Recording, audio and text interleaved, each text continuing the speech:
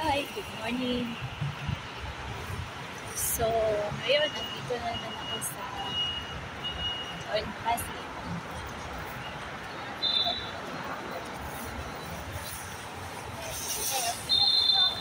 Dito ako sa Oil Pasig kasi may gagawin ko dito.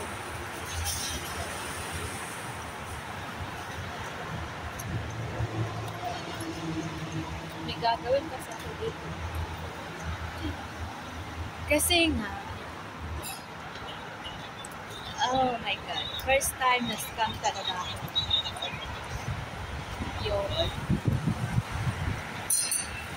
Yung CBB card na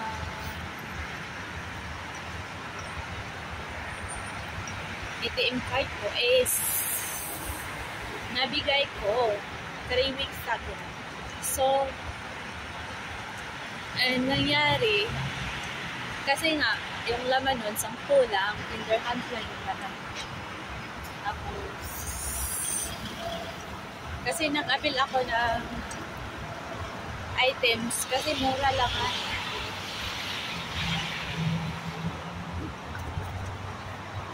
Tapos, naisip ko, hindi pala pwedeng i-share yung CBB, nag-research ako, kasi importante pala ito.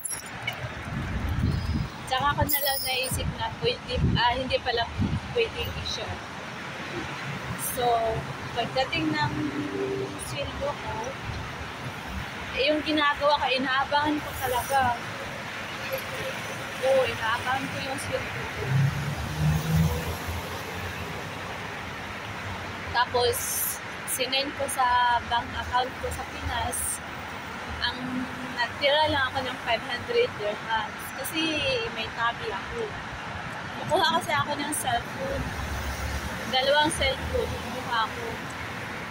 Tapos, nagtira ako ng 500 dirhams para may pang bayad ako sa tabi. So, ang nangyari, pag kinabukasan, paggising ko, pagtingin ko sa cellphone ko, oh my God, may kaltas na siya, 198.78. Nag-purchase daw ako. So, iniisip ko dati, binigay ko yung CBB ko. Ayun ang nangyari. So, yung ginawa ko, kasi sayang yun eh. Mahigit 200 dirhams yun. So, 200, for example, 200 times 16, magkano na yun? Sa 3,000 mahigit na. Sayang din naman, diba? So, may 300 ako natira, iniisip ko, baka pag kinabukasan, maubos na yung 300 ko. So, yung ginagawa ko, nag-chat ako sa customer service sa Nakad. Sabi ko kasi na, magpa-help ako kasi anong gagawin ko kasi yung scammer, I said, the scammer, he took my money in my account. So, I need your help and what I can do. So, sumagot naman yung, matagal lang sumagot yung customer service sa Nakad. So, sabi niya, isend ko daw yung Emirates ID ko, isend ko daw yung active mobile app dito sa Dubai. Kasi yung ginagawa ko kasi, yung WhatsApp ko, from Philippines pa. So, sinend ko sa kanya. Tapos, sabi ko kasi na na-scam ako. Kinuha niya yung pera ko. In-screenshot ko yung pera na nakuha niya. Tapos sinend ko sa customer service na Nakad. Tapos sabi ng Nakad na i-block daw nila yung ATM card ko kasi daw may nangyari na daw yan dati. So, binlock nila. Tapos sabi nila, kung gusto mo kung gusto mo ng new card, magbigay ako ng pangalan ko, tsaka yung Emirates ID ko, picturean ko, back and forth na yun. Then, yung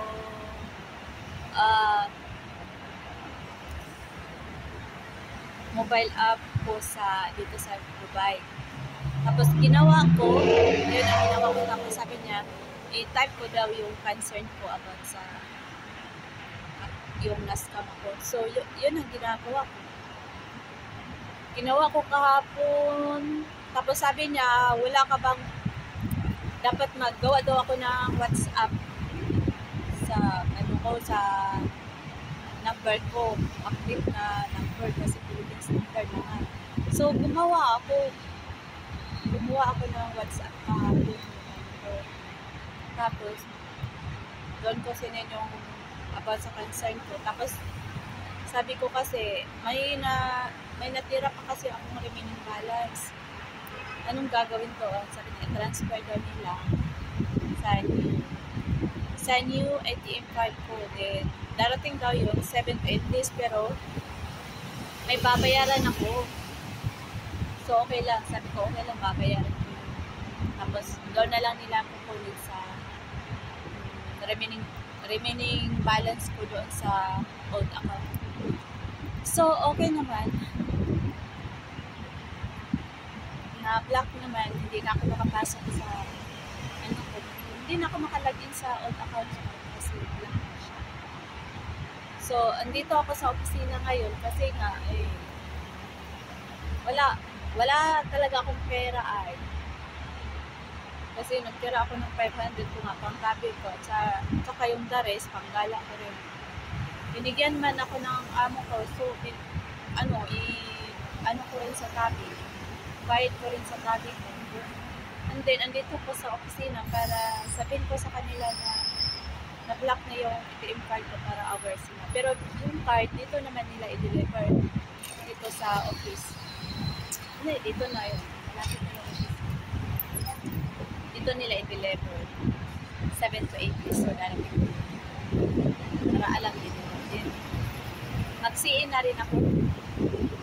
Sabihin ko totoo, tapos mag-CA ako.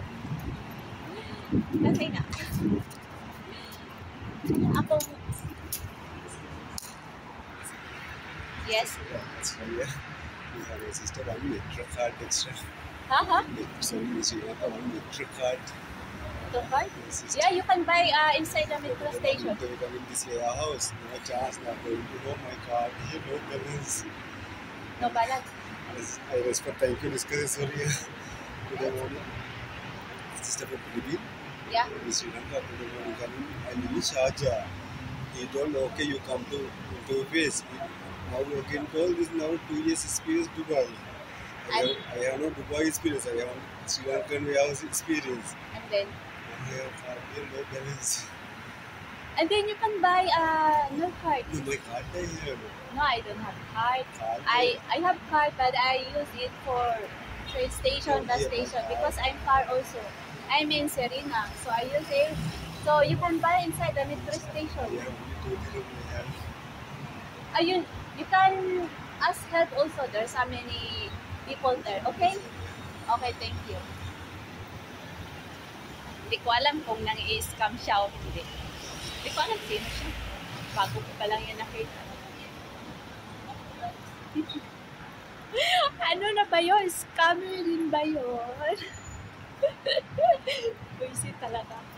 Pagtongtong ng November, ayun na. Ay, naku, Diyos ko, ang daming nangyari sa buhay. Makakunwari lang yun. Kunyari. Buisit talaga ako sa mga. Ay, naku, ano bang gagawin? Naku, puro scam na lang. Hindi na ako scam. Hindi na ako mas-scam. Sinabi ko na lang sa kanya na if you need help, you can ask them. So, marami naman siyang tatanungan doon sa loob ng sa metro station. Sinasabi ng RP. Of course, I am. I'm proud. So, papasok na ako sa office. Mamaya na tayo may chika. Kasi andito na ako sa loob ng opisina.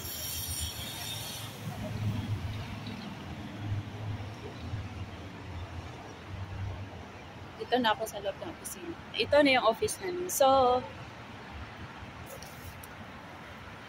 yun lang guys. Bye, masalama. Take care. God bless. I will give you say the notebook. You need photo? What? You need photo? You need me to give you photo? No. Okay. Not good to make video while